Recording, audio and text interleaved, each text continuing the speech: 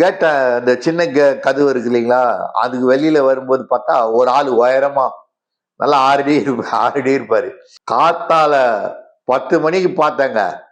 காலைல 10 மணிலேருந்து சாயந்தரம் 6 மணிக்கு சிவாஜி சார்தெல்லாம் ஷூட்டிங் முடிச்சு போற வரைக்கும், அந்த மனுஷன் வந்து அதே இடத்துல நின்னுன்னு இருந்தாரு. யார்ரா இவரு? நல்லா மேக்கப்லாம் போட்டு நல்லா ஹைட்டா சூப்பர் பர்சனாலிட்டி ஆகுறாரு. இந்த காத்தால இருந்து நின்னுன்னுக்குறாரு அப்படின்னு.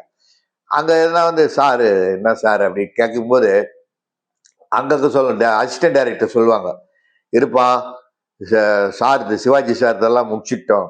முடிச்சிட்ட உடனே டைரக்டர் உங்களை கூப்பிடுவாரு அப்படின்னு சொல்லுவாங்க. இதை நான் கேட்டிருக்கேன். அது வரைக்கும் பொறுமையா அப்படியே நின்ன இடத்துல அதே இடத்துல நின்று இருந்தாரு. அப்புறம் தான் சிவாஜி சார் 6 மணிக்கு முடிஞ்சுது.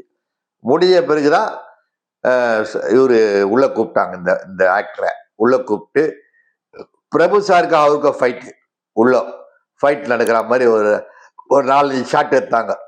எடுத்து அனுப்பிட்டாங்க. கதையில பாத்தீங்கன்னா அவர் வந்து அவர் ஒரு வில்லன் கேரக்டர் மாதிரி, அந்த வில்லன் கேங்ல இருக்கிறவர் மாதிரி, அந்த மாதிரி ஒரு 4-5 ஷாட் எடுத்து அனுப்பிட்டாங்க. அப்புறமா தான் பார்க்க போனா யாருன்னு பார்க்க போனா